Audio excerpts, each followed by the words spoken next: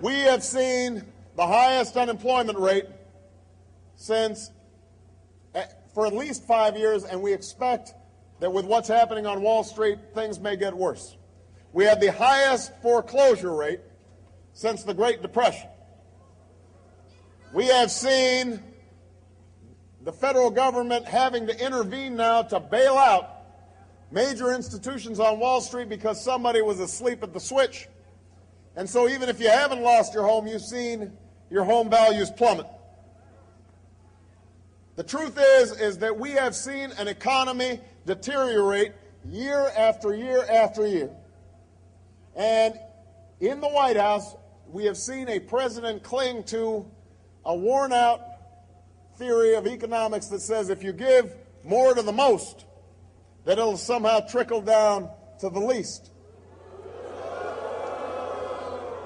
How many of you have felt things trickling down? The truth of the matter is that for the last 8 years, those economic theories have failed. And so you would think that the other party would understand that what has happened has not worked. But you've got John McCain, my opponent in this election, who has been standing up since his convention, suggesting that somehow he and his running mate are going to be the original Mavericks and are going to shake things up in Washington. Now think about this. I want you to think about this for a moment.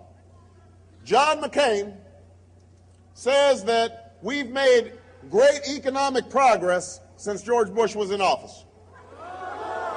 John McCain has said that the fundamentals of the economy are sound. He just said this several weeks ago. He had an economic advisor who, in a moment of, I guess, honesty, because this is what the guy thinks, said that we're not really in a recession, we're just suffering a mental recession, it's all in your head, and suggested that we've become a nation of whiners. I don't know who he's meeting, but let me tell you something. The American people don't whine. The American people have seen tough times, and they don't complain. They go to work every single day. They do what they're supposed to be doing to look after their children. Even when they get a tough break, they get back up on their feet. But what they do expect is a government that's fighting for them, that's looking out for them. And that's what they're missing right now. And that's why we're here. That's the change that we need.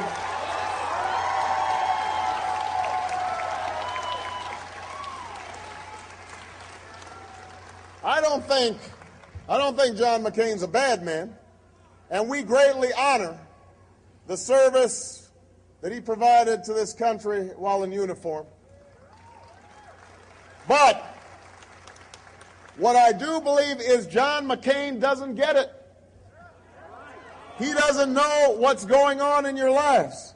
He is out of touch with the American people. Why else would you say the economy's made great progress? How else could you say that the definition of rich is when you make $5 million? So that if somebody making $4 million must be struggling. How else could you have an education advisor who admitted in the New York Times that, John McCain hasn't paid much attention to education policy? Or a health care advisor who said that we don't really have uninsured because everybody can go to the emergency room. They don't get it. They don't understand what's happening in your day-to-day lives. They must not have met the woman that I met, about 55 years old, who had worked all her life, had sent her child through school, but now had no savings, no retirement, no health care, and turned to me and said, I never thought that I'd find myself in this situation. They must not have met the young woman that I met in Iowa who is going to school full-time, but she's got a sister who's got cerebral palsy, so she's got to wake up after 3 hours sleep every single night to work the night shift at Federal Express. 3 hours of sleep a night, and still is finding herself in debt because of rising medical expenses for her sister. They must not have met the guy I met in Indiana who had seen his job shipped overseas and had to pack the equipment that he had worked on for 20 years and choked up as he was explaining what it was like to go home and explain to his family that he had lost his job. That's the reality all across America. That's what John McCain does not get, and that's why we have to win this election.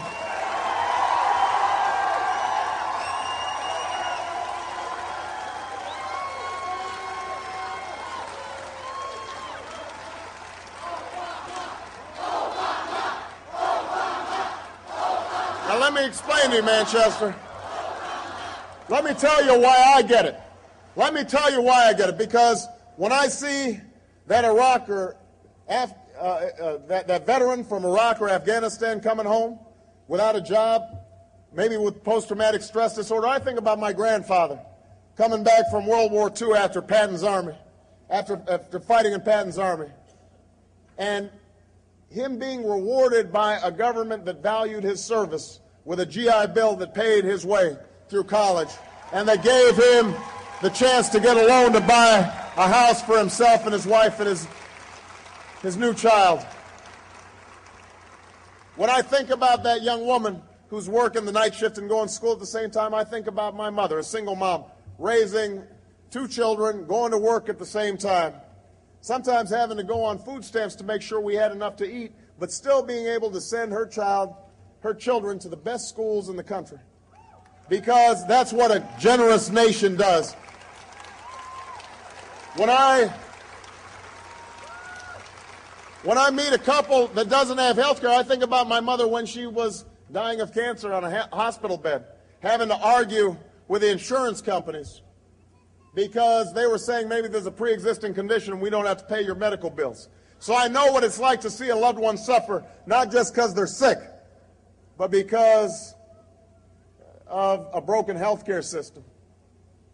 When I see guys who've been laid off of their jobs and are trying to figure out how to make ends meet, I think about all the people that I worked with, a group of churches on the south side of Chicago, after I joined them to deal with the steel plants that had closed, and we set up job training programs for the unemployed and after-school programs for youth and tried to rebuild the community, black, white, and Hispanics coming together. I know what it's like to struggle.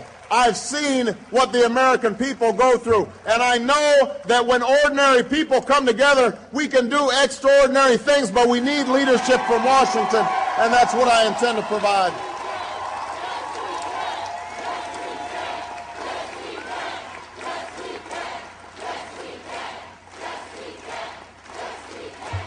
But understand this, Manchester, if we are going to bring about the change that we need, then we have to understand what change is. We can't be fooled. Because John McCain, listen, I've been talking about change since this campaign started. Some of you were involved.